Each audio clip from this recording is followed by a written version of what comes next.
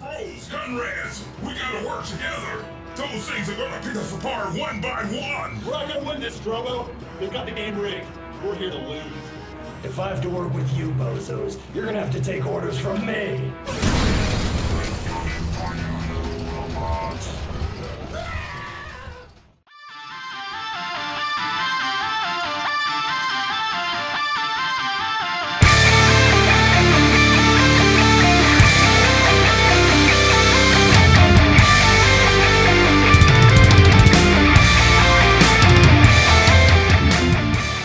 Are you a fan of massive robots blowing stuff up? Then if the answer is yes, then you may want to check out this movie. We are talking about The Killer Robots, Crash and Burn. Now I feel that the influences for this film are quite clear. Very much a Transformers style movie, but I'm talking about the animated show or the comics less so than the movies. This one is written and directed by Sam Gaffin, and it's a low budget green screen film.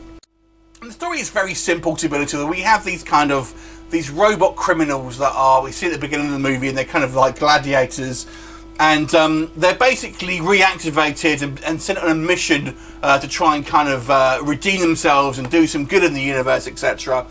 So that's pretty much your story here. Very thin on plot, very thin on characterization.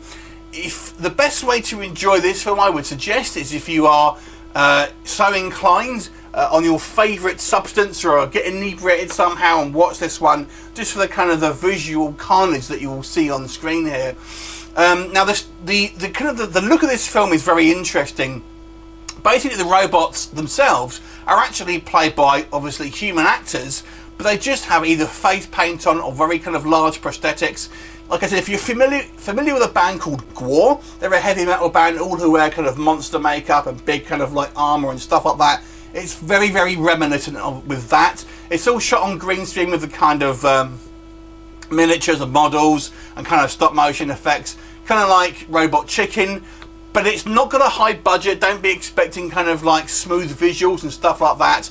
It's just a bit of a kind of fun, very kind of lightweight B-movie sci-fi action film, and there is a lot of action in here. There's pretty much an action sequence every kind of few minutes here. Some of the characters are quite fun, but I have to say they kind of all bleed in together. I didn't really feel there was enough to differentiate the different characters to a certain degree. A couple of the ones you're going to recognise, the one with the huge fists, for example, is obviously pretty visually different to the rest of them, but a lot of the characters kind of just seem quite kind of samey, and when they're all fighting, it's much like the real Transformers live action film. It's kind of hard to see what's going on, except this one is on a low budget. It's kind of a fun movie. Like I said, there's a lot of action in it. It's very inventive, I feel. It's very unique, but it's definitely not going to be for everyone. And I don't really feel you can watch this as a legitimate film and kind of like watching a story, character development and stuff like that. It's more just a bit of fun. So I'm going to give this movie a 5.5 out of 10. Have you seen it? What did you think of it? So leave me a comment, and I'll look forward to seeing you next time. Bye for now.